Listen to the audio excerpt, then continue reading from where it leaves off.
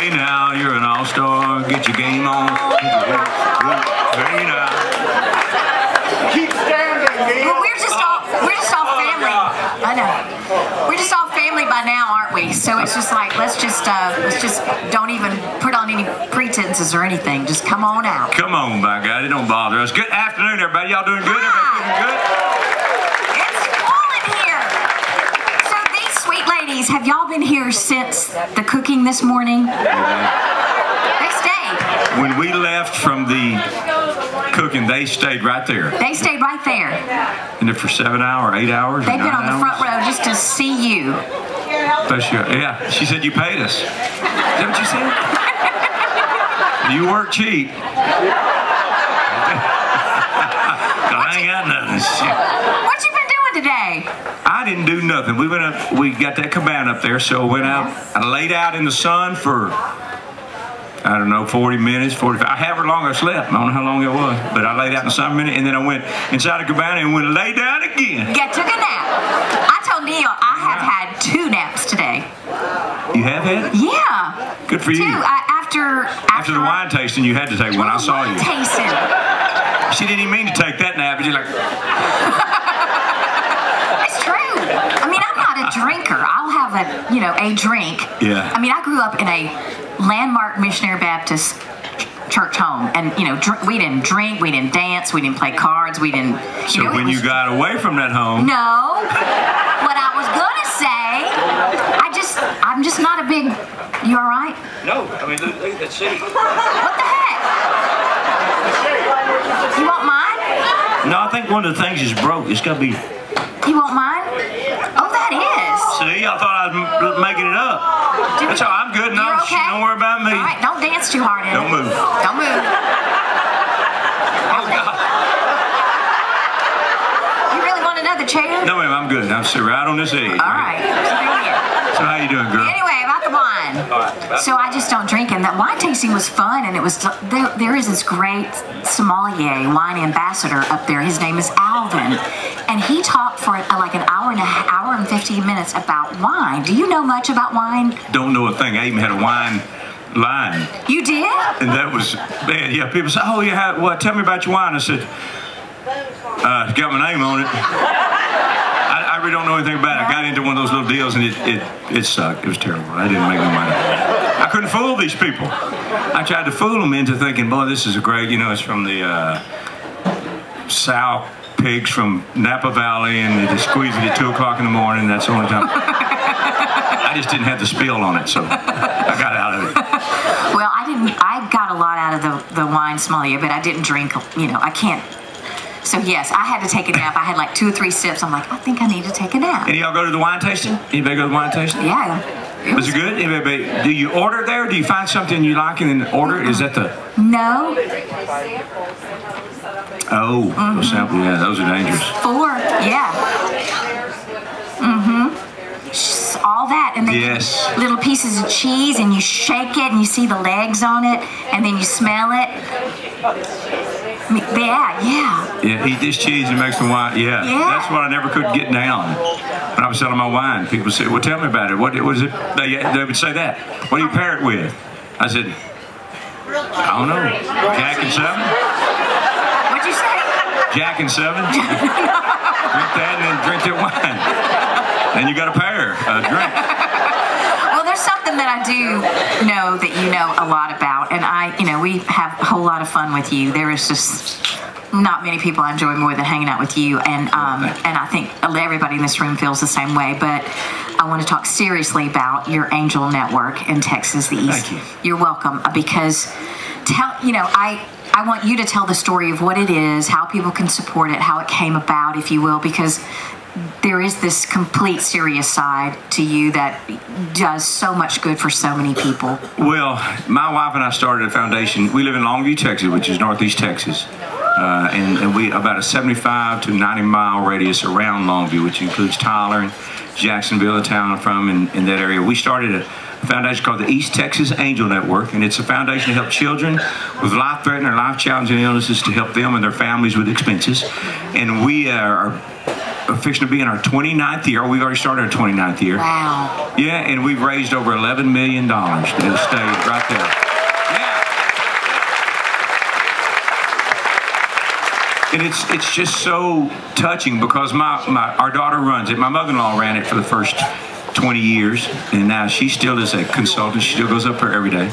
My daughter took it over about 7 or 8 years ago, and then we have another girl named Wendy, and those three do all the yeoman's work of it. And the thing about it is not only do we raise money and help them financially, Mickey, our daughter, or Wendy, or Patsy are just about always in the office. So those moms, our dads, have a chance to swing up there and talk to somebody about their kid and about what's wrong. And that's even, if you, I know somebody's had to have had children or grandchildren that have been through some of that, and that just having a place to talk to somebody about is more important than the money, any of the money we could give them. So that's what they're there for. And it's been hugely successful, and the way we've raised money is I invite other country artists to come do our shows, and I try to reciprocate. They'll come do a show for me, and I'll go do a show for them. And we've had people from, oh my gosh, Tracy Lawrence, Tracy Bird, Martina McBride, Blake Shelton came. Blake was right on the cusp of being a big act, and so I went and did him. He had a fundraiser in Oklahoma. I think he was still married to, I think it was even before Miranda. Yeah, that Blake, he gets around, boy. I don't know if he does or not. I just likes wives. I don't like that wife no more. I'm getting this wife now. But we did a fundraiser for him, Craig Morgan and I. And when it got done, we went up there and played in Oklahoma. He said, "If you ever need me, excuse me, just holler at me."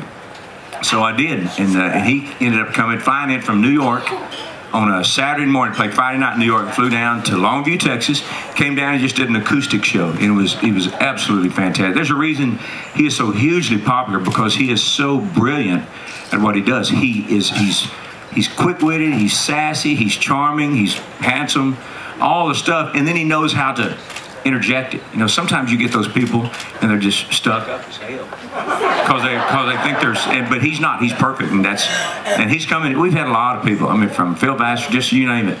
A lot of people have come. So Charlie Pride. Charlie Pride been there. You're exactly right. He's been there more than anybody, 3 or 4 times, I think. He came over to Longview. To get you on voice. So tell everybody. That's a good segue. Did you plant her in? No, I didn't. That's Wanda. Wanda's 93. God, are you really? 93. Yes, ma'am. All right, we're working on it. Well, Barmageddon. Oh, Blake's, yeah. Would you lose at Barmageddon? Blake has this show called Barmageddon. Those guys are so stupid. I probably would lose. I don't know where the hell Blake came up with that. I know. Or Blake and them. I'm meaning, are they drinking games or are they games? Yeah. Okay, that's what I meant. I didn't mean that you were stupid and you couldn't play a game or something like that. I felt like that's what you meant. No, I just meant that, drinking game. Well, he knows what I mean. I do want to go down the voice road, but I want to stay with East Angel just for a minute, because there seems to be this thing with you. Whatever you say you're going to do, you stick to it. The Pledge of Allegiance every day for the last. Yeah. Well, for the last how many years? 7 years? Every day? Yeah. Every day. Doing the East Texas Angel Network for all these years that you've stuck with it to make a difference. What story, can you share one story about, personally, I know with all these kids that you've helped, the one that just really Well, I don't think I could pick one that stood out, because we help children, and some of them become well and go on to live glorious lives, and then some just can't get past it, and some we end up losing. And that is the toughest part. But it's the stories really of the parents and the grandparents that will come to you. Because men, as a rule, we are pretty proud folks and don't really want to ask for help or don't feel like we need help. And so when we help, a lot of times the mother is the one that notoriously comes up and is there. But every once in a while, when you run across a dad, I ran across a granddad one time, and I was just filling up the service station, and he was next to me, and I knew he kept looking at me, and he probably just thought he knew me, and we were just filling up the gas, and he said, "Hey, Neal," I said, "Yes, sir, what you got going on today?" He said, "Well, I just want to tell you this. you helped our granddaughter. I'm sorry, I get emotional when you say that. He said, you helped our granddaughter, and it was coming from a grandfather, which I am. So when he said that, I could tell it was so hard for him to say, because he didn't want to admit that they couldn't help him in some way, or help her in some way. So when he said that, I just said, you know, I appreciate it. Thank you for letting me know that. That means the world to us. And when we were just on the streets, and somebody would come up and say, you know, you're helping our daughter, and we can't thank you enough. Because I'm not always able to keep up with them all, because we've helped over 600 families in that amount of time. Yeah, it's a big deal. And my daughter and Wendy and Patsy, they're the ones that do all the real work of it. I mean, but it's just nice to come up and get an attaboy. You know, sometimes that's all somebody's looking for. It's just somebody to say, nice job, good job. I'm seeing what you do. And I like it. And whatever that is, you know, if you're stacking pallets or sweeping floors, if somebody, and I always try to tell everybody, do everything, be the best that you can at what you do, because there is someone watching, and there is someone watching. There is, truly. I have to think, you know, I'm just going to imagine that when you lay down at night, you know, we all, at least I try to subscribe by, when I lay down at night and I close my eyes, am I comfortable with myself? Have I treated people well? Have I done right? Have I hurt anybody that I need to say something to or apologize to? But I have to think at night when you close your eyes, and would that be one of your, moments that you go, I've done right by the world? I mean, besides your family and your wife and how you treat your family and your fans, right, that has to be something that you are like, that's, if this is all I've done on this earth, I've done well. Well, you hit the nail on the head, and that would be 99% of these folks out here, because it's what's that old saying? It's not where you got, it's how you got there, and that's the thing, is just, I've tried to stay pretty squared away. You know, I'm sure I've screwed up, but I try and stay pretty squared away in what I do and the way I approach my family and y'all, the way I approach y'all, and so and if you do that, that's all you can do really, is just do the best you can. And you're still going to make mistakes, but if you're just a good person, I mean, I know there's a lot of ways you get to heaven. Everybody's got the thing that they feel that you should do to get to heaven. But if you just, I watched a movie called The Bucket List with Morgan Freeman and Jack Nicholson. And when they were over on the Great Pyramids, and they were sitting there talking, and Jack Nicholson, he said, you know, I think he mentioned to Morgan Freeman, he said, you know, how do you get to heaven? And Morgan said, and he walked him through a couple of steps, and he said, have you had joy in your life? And Jack said, I think so. And then he said, have you brought joy to others? And I think that's when Nicholson thought, that his character thought, you know, maybe I hadn't. But that it can be as simple as that. And what we do, if you take an extra minute or two to talk to y'all and listen to you, don't just blow past you, and it makes y'all's day a little brighter, and it makes my day a little brighter, and it really is just a little piece of pie. But sometimes it's tough, and sometimes on these cruises when I run into you, or you run up to me and say something, I am maybe trying to get to an interview or trying to get something, so I don't ever want to be rude. So that's why I hire Les, my roadman. He's rude as hell. Yeah.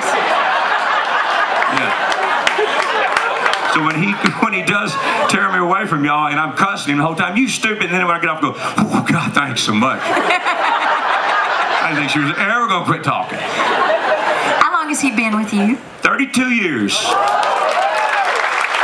I've been married 42 to my wife. He's been with me 32. He knows where all the bodies are buried. I cannot get rid of him. That says, I'm not trying to just, that says a lot. That you've worked together for 32 years. Yeah. You don't know how hard it's been on mine. Oh, man. Talk to him. Quit looking over there. Half your life. That's right. Yeah. But I want to jump where Miss Wanda mentioned something. She went back to sleep. You see her? No, she wasn't asleep. She's wide awake. No, you are. She's coming to Fanfare. She's already got her tickets for Fanfare for Music Fest in Nashville. Oh, wow. Yeah, I liked it better when it was Fanfare. I liked it better when it was Fanfare. Oh, my God. It only cost like $200,000 less. It's true. I don't know.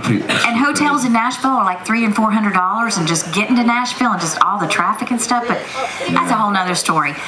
Can we talk a little bit about this voice thing? Because so if y'all don't know, Blake Shelton tweeted out as he's saying goodbye on The Voice. This is his last season. Yeah, this fall. I mean, this spring. This spring, he tweeted out that he would like this man to replace him on The Voice. Yeah, I'm all for it. But there is nobody better that could, because as I said it, you were just the best entertainer, and you could truly teach people some things, Neal. I feel that, and I do know that it's a TV show and it's supposed to all be real and happen there, but there are backstories and it all. So but the thing is, I know that, so I wouldn't go in, and really. The older you get, and I know some people in here, it is true, the wiser you get because you have just faced more situations. When you're 64, you face more situations than when you were 44 and 54, and the 74-year-olds have faced more than I have, but you've learned to deal with them. So when you're working with these young people, these kids in that, but a good thing about The Voice, I'm going to stop for a second, is that they do take all ages. That's pretty cool. You know, American Idol, I think, is down to 26 years old now. So they just want little babies that have no idea what they're doing. And when I watch them, and on The Voice, you know, somebody also the judges will say, we want to know who you really are. Well, at 15 or 16 or 17, 18, they have no idea who they really are, and then the judges hammer them and say, well, we just want to know where you are and what kind of artist you want to become. And I know if they had done me when I was that, I said I have no idea. I sang a song. I want to sing songs. I don't know what I am. I don't even, and they may not even have their direction. But yes, Blake tweeted that, and I can promise you, Blake and I text. We're good friends. I've done 2 tours in my career. 1996 with Alabama. I'm looking forward to hearing Randy tonight. And 2014 with Blake Shelton. Other than that, we just work on our own. But so I write Blake all the time. Well, on a Tuesday, I think first part of December, I texted Blake. And it said, I wrote it all out. I said, this is for you. This is going to have just copy and paste. I said, and then I said, insert name. I put parentheses in it. Insert name, Blake Shelton. That'd be your name, be Blake Shelton. Recommend that Neal McCoy take my place when I leave. And I just, I was figuring, I didn't even get a ha-ha, whatever, a thumbs down. So that 3 days later, we were fixing to do a show. It was an early show at 6 o'clock. And about 5:30, I get a text. And I look at it, and it's Blake. And he said, well, I did it. And I thought, this ought to be good. I didn't even know what he was talking about. So I texted him back and said, what are you talking about? And he said, I just did interviews, and I told him that you're the guy that I want to replace me. And I said, you've got to be kidding me. And so he did. And then he said, I did this too. And then he sent me a picture of his tweet, where that tweet went out, and he's got 20 million followers or something. So they all saw it, and I know The Voice saw it also, and I am not as near as well known as some of these people and some of these coaches and judges they bring in on The Voice. So I know when Blake tweeted that out, they all went on alert at The Voice, and they started getting their minions to look up, who is Neal McCoy? What's his story? Is he serious? What's he doing? Is he drinking again? But until this day, they have not reached out to me. Well, it's early still. It's early still. It's early. So what we need to do, in my humble opinion, if you have Instagram, if you have Facebook, if you have Twitter, and you need to follow Neal on all of those platforms, and you need to send him a tweet, put it out there in social media. Let it be known, because that would help. I mean, if you believe that, and I just believe that, I truly do believe that. Already done. Already done? Did it just then? Just then. Do it. Multiple times, right? Yeah, some of these folks have, because when I found out, I spread it out too. I said, you ain't gonna believe this, because I didn't believe it that Blake had done that, because that's not just like helping a buddy out. That is a whole nother level of money being made. But you gotta promise us this: if he gets on The Voice, we got to carve out this week in The Voice schedule, because he's ours before he's theirs, right? That's exactly right. I don't know that would exactly happen. But what do you? I've talked about you being a great entertainer. When did you figure out that formula of, okay, that is a great show, and that felt fantastic? Again, when I was young, I wanted to be liked by everybody. You know, by your classmates, all the way through elementary school. I always did probably some things wrong, trying to get somebody to like me. But then, as I got a little bit older, that was my goal. I wanted people to like me, and how can I get the most people to like me? And that was, and I knew I sang pretty good, and so I thought, well, I can do it. I can be an entertainer, and that's when I started thinking, if I can get some records out and people come see me, then the more people will like me. But also understanding too that you won't be liked by everybody. I mean, that's just the way it is. You know, that's a saying. Not everybody's going to like you, and they don't. But I always say that if they don't like me, it's going to be their fault. It's not my fault, because I'm going to be trying to do everything. I know it sounds corny, but it is the way I approach our shows and meeting people and being around people. It's very time consuming. You can ask all my family members, our son and daughter and my wife, because if we go to a store, or especially when we were really hot in the 90s, if we'd go to a store or go anywhere, you know, people want to stop and talk to you, and if we were going to eat, they would just go on. They would go eat, they would go order, and they knew Dad would come over there when he made time. But I never try to blow past anybody. But that is a truly hard position to be in at some time, because some of y'all are so nice, and I want to be nice, and you flat gotta go sometime, and so. But I can tell you, you can, all these people in here, if you leave them with a good impression, they're going to go say good things. One of them, if you just shun one of them, it'll spread like wildfire. I mean, so I haven't had any big spreaders. I mean, it's COVID kind of a bit, but we managed to see people and visit with them. So at a young age, I just thought, this is what I want to do. I'm watching Michael Jackson, and we were the same age, so I watched him sing and dance, and I thought, golly, if I could do that for a living. And I was thinking, I'm 10 at the time, I'm thinking, really? I wouldn't have to do homework or anything. So I had a whole nother, and then I ended up meeting Charlie Pride in 1981 when I was 22 years old, and I entered a contest, and one Janie Fricke, who's on this boat, was a judge of the finals. And she heard me that night.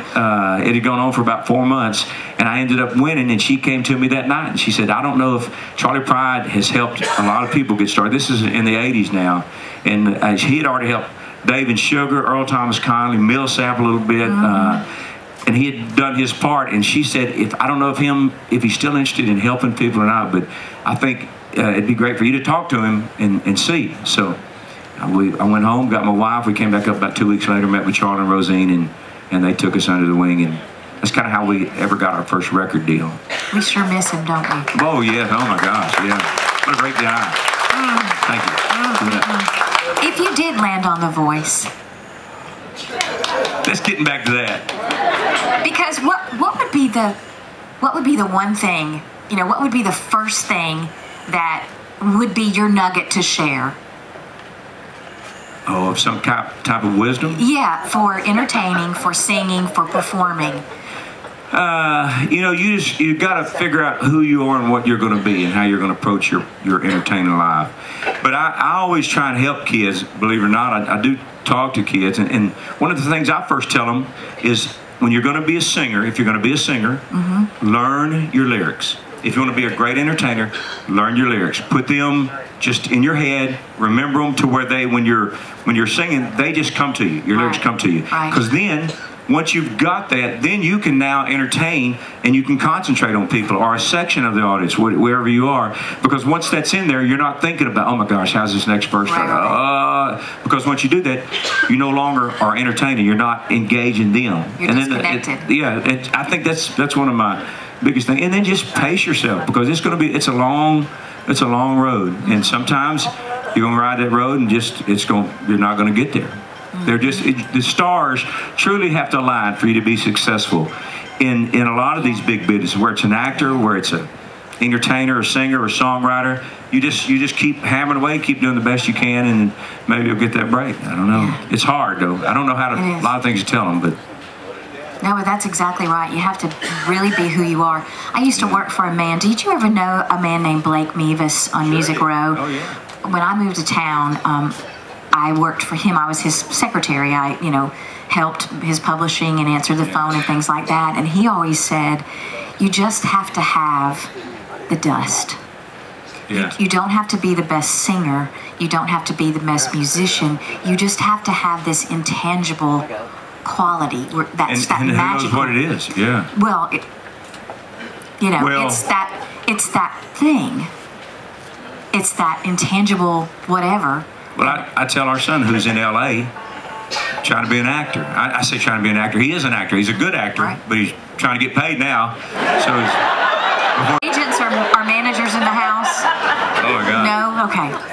But he's trying to be an actor, and that's what I tell young artists too. You have to prepare for that one moment. You don't know when that one moment's going to come. Mm-hmm. Whether it's a director, a casting agent, a producer, a music person, mm-hmm. You have to prepare and be prepared at all times for that one moment, because the odds are you're probably going to get that one moment. And when you get that moment, you have to be good, mm-hmm. Really good, and that's what you plan for, and that's kind of what I did. Just kind of kept thinking, well, I'm working. I know I'm doing the right things, and that's the best thing you tell, because most of you, if some of y'all have wanted to be singers or whatever what it is that you're not right now, and you wanted to do that, and the thing is, that's because you never got the moment. It just didn't come to you. And sometimes if you get that moment, sometimes you may blow it. So boy, you got to be ready, and you got to go in like you own it, whatever it is, mm-hmm. and be just right here about being cocky, and instead of. Because you can't be cocky, but you want to be confident, and that is such a fine line. Who taught you all this? Is it your mom or your dad or your friends or? God, I don't know. I mean, I think I just learned it. I hate cocky people. I hate when people are on stage and you can tell, and y'all are the ones that watch them and pay for the tickets and all that, and you know, y'all are not dumb people. They know if someone is masquerading as a nice person or is a nice person. I mean. And that's why I think nice people do well. And if there's always a thing where people say, "Whoa, so and so, boy, he made it and he's changed," and I tell them, no, he or she didn't change. If they're a jerk now that they made it, they were already a jerk. They were just masquerading like a nice person. Yeah. Until they got to be there, and then they could just be the same jerk they were. I mean, you think about it. That's true, isn't it? I mean, nice people are going to be nice people. Nice people are going to be nice people, yeah, and when you walk up and meet your heroes, I don't know how y'all feel about being on this ship and walking up and meeting people, but you hope and pray the people that you've looked up to, you've bought their records, are just as nice, in person as you think that they are. And I think I know you are. I see how you interact. I appreciate it. We try to be. Well, these people, y'all are the ones that determine if we get invited back, and I get that. And that is not just on this ship, but at your county fairs and in your theaters and your towns and your. It is y'all, because another thing I try and tell these young kids, that when they're trying to, I say, man, just give them everything you got every show, because even if you're having hits, you're getting people come out because you're having hits. People know your songs, they like it, they want to come see it. But in 20 years or 30 years, when you don't have hits and hadn't had hits in a while, are they still going to come see you? Well, when you played at that county fair, if you were a nice person and you put on a great show, then when it comes 30 years later and you've got the county fair is trying to figure out, they got about 5 artists that they're going to go between to see who's coming back. Well, when it's me and whoever, and I'm one of them, if you talk to all your volunteers, your people that drive drive you around, your caterers, your stagehands, all of them, I hope, are going to say, we want Neal McCoy. He was great. His group was great. They were nice. They would talk to us, and it just only takes a little bit more time to be nice. I can't stress that, because there's enough idiots out here. There are. Yeah. Yeah. So just be good. Open up the floor. Will you take some questions? Shoot you. For a few minutes? Yeah, we'll take 8:30 will be the last question. I have not a question. Oh, well then sit down. What did you say? Hey, she said I have not a question. Oh. Last night, yes, sir. you made me more proud of you than any other time in my life. Yes. Oh, I appreciate that.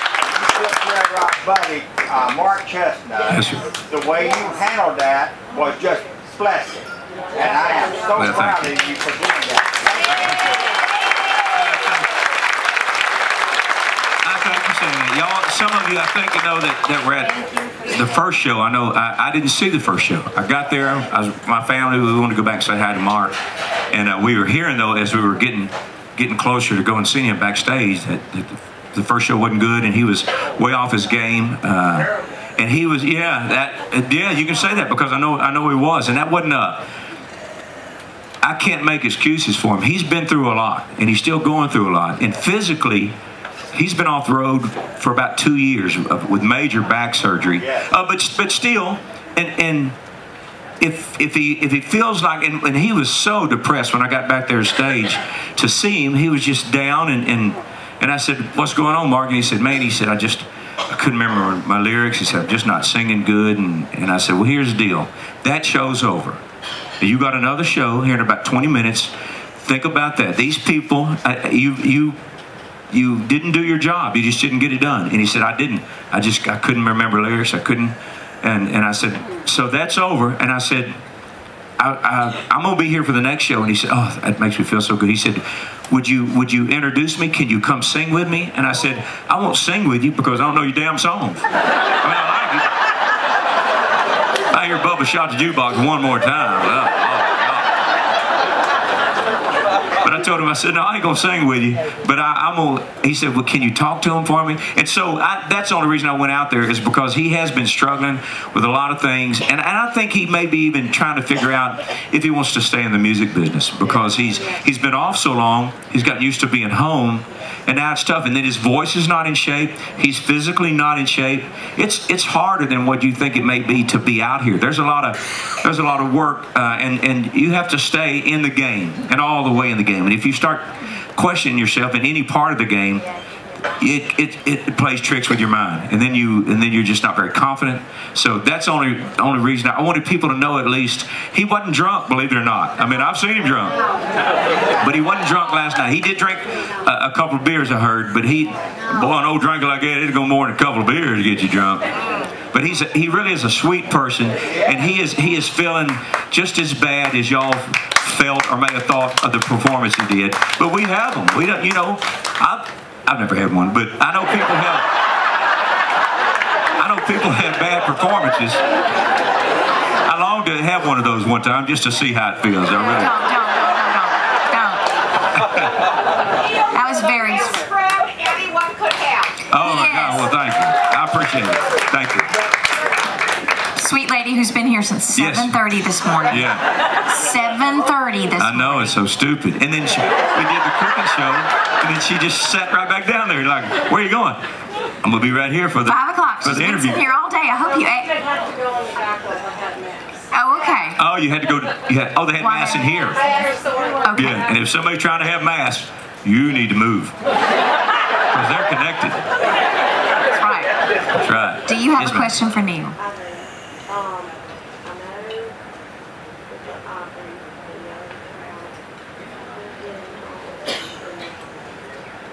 I'll tell you what she said when she gets through. She speaks very quiet. I just want to know what we, as your fans, can do to help you be a member of the Grand Ole Opry. Woohoo! Well, That'd be great. she wants to know how they can help me become a member of the Grand Ole Opry. And they're I don't know, she's more hooked to that. Well, I don't know either, but Obviously not what we've been doing. Your voices count. Your voices count.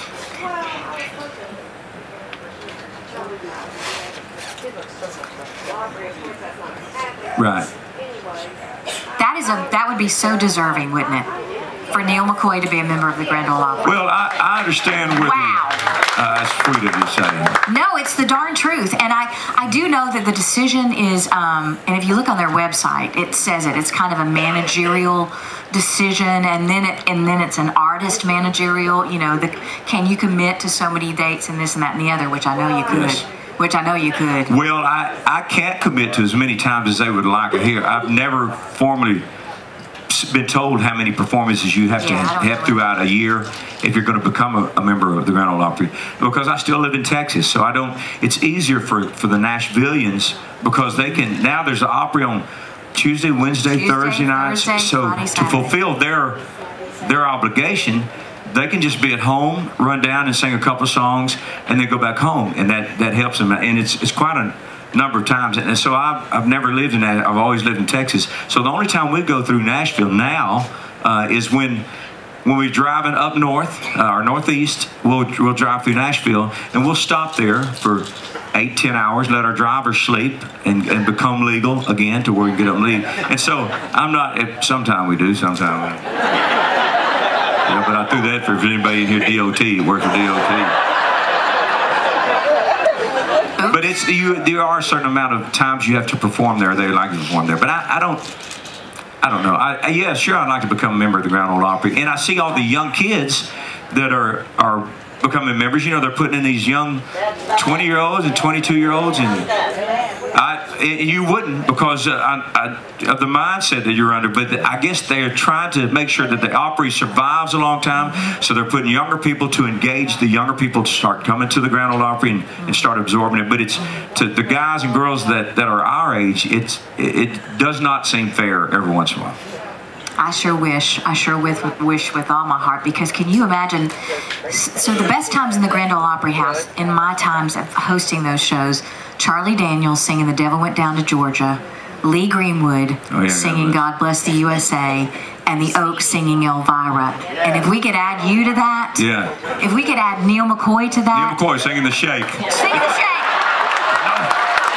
It's not quite God Bless USA.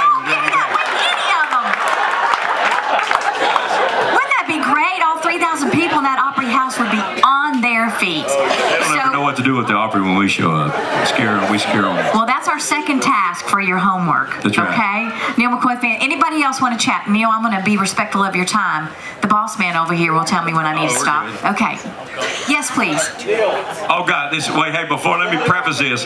He said, I hope I get to talk to you this afternoon. I said, oh my gosh. I don't know him. I don't know you. I tried. You had a great show the other night. Okay, good. But you didn't sing your signature song. Yes, dear. Hang on, Sloopy. The McCoys. Was that? That's because Sloopy didn't hang on. He fell off. I was telling him hang on, he just fell off, and I said, well, that does it. That's good. Before we forget, what we're auctioning off. Yes. There's an auction tomorrow at 1 o'clock, right? There is at 1 o'clock. Yeah, there's 2 guitars. 2 guitars, and tonight. Okay. Tonight.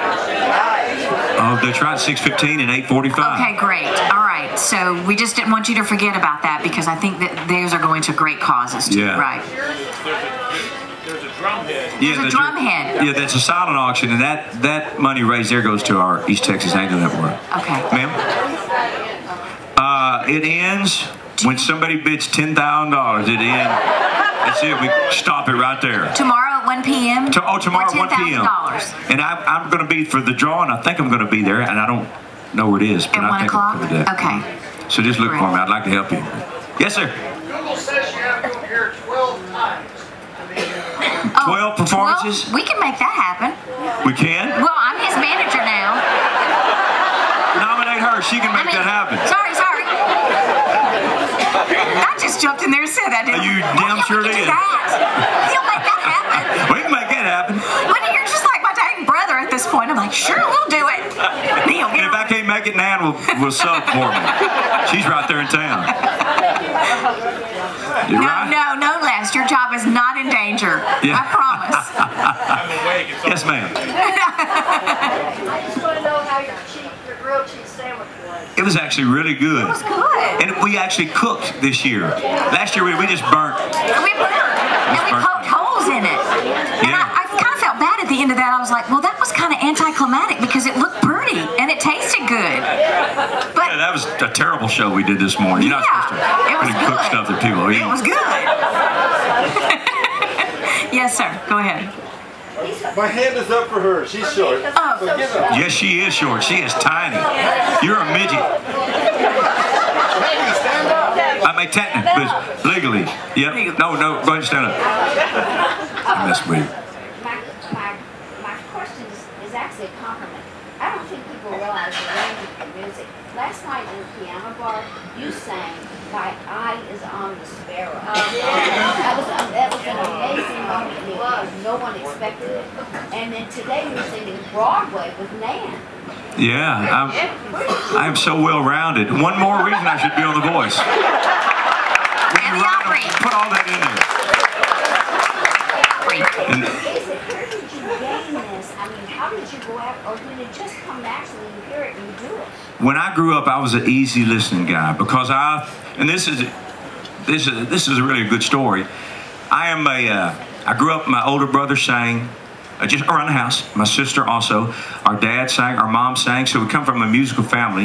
And I loved, in the growing up days, I loved disco and all that. But when I started singing, I was a Manilow fan and Morris Albert and just all kind of easy listening stuff because I thought you had to have a good range. You had to know how to breathe and phrase and interpret songs. And some of the country music, I was a country music snob because I didn't like it. Because I thought, well, anybody can sing it. I mean, it's 3 chords, it's cheating and drinking, and it was the furthest thing from that. So, but if the song would come on the radio, I would just turn the dial if it was country music because I thought, oh, really? Lower myself to that? But when I ended up finally winning that contest and met Charlie Pride, that is when I started listening, going back and listening to his records, and the Conways and the George Jones and the Haggers that had those huge vocal ranges and had some fantastic songs. It wasn't just cheating and drinking music. I had just never really given it opportunities. So that's when I got in country. But up until then, I was just an easy listening singer. And so when I graduated from junior college, I moved to Longview, Texas, and started singing songs from the Great American Songbook. I had a 70-year-old piano player, black guy that used to travel with Lionel Hampton. He was a great player. And then I had an 80-year-old upright bass player, and I would listen to him, and they knew all the standards. And that's when I started listening to in the wee small hours of the morning when the whole wide world is fast asleep. You can see that. You lie awake and think about the girl and never ever think of counting sheep. When your lonely heart has learned its lesson, you'd be his, hers, in this case. If only she'd call in the wee small hours of the morning. That's the time you miss her most of all. And so when you listen to that music, that was when I started learning all that, and I was Barry Manilow in high school. I'm just telling you, I think I've said that before. I love Barry Manilow. When I learned his stuff, I breathed every time he breathed. I cut my lyrics off at the same time.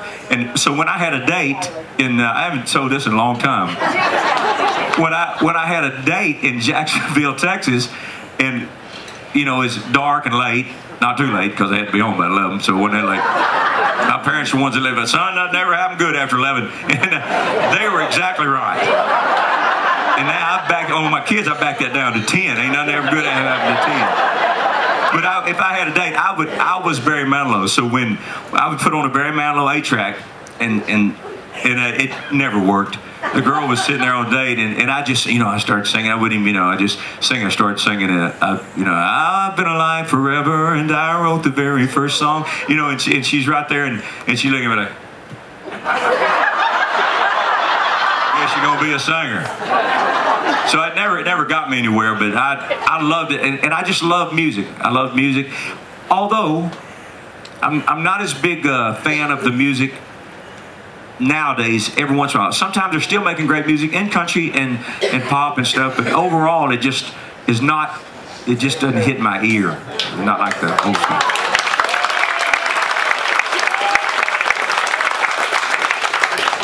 Buns, go ahead.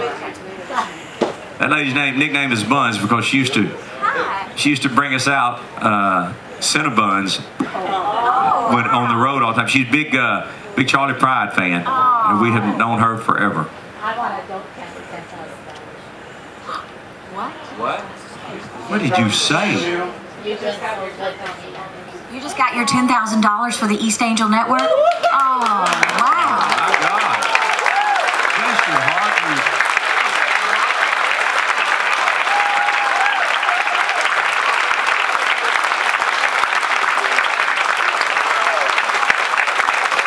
Hey, somebody robbed this lady. I think we just did. Wow. Thank you. I didn't know you were successful at all. I just thought you were. I paid more attention to you 30 years ago. Ma'am? Oh, Tom's what made you successful? We know a guy that used to play in the NBA, Tom Chambers. If you're in any of it, he played for the Phoenix. Yeah, for the Phoenix Suns. Big, tall, white guy that had just a great shot. And he was a superstar in NBA, and she turned him on, I guess, to, I don't know, to country music. Yeah. What is your name, ma'am?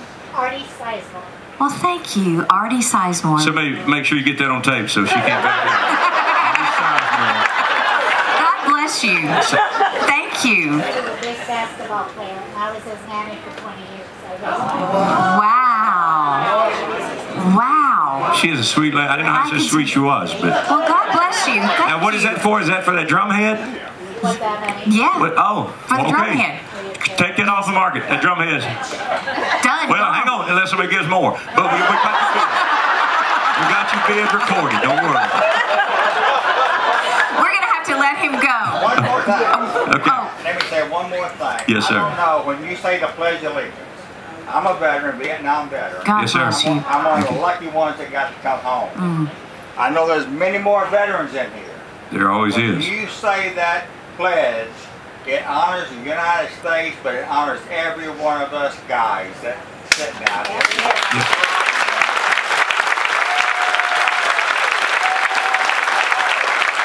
Thank you, sir. You're exactly right. I appreciate that. Thank you. Thank you for understanding that. Have y'all enjoyed this as much as I have?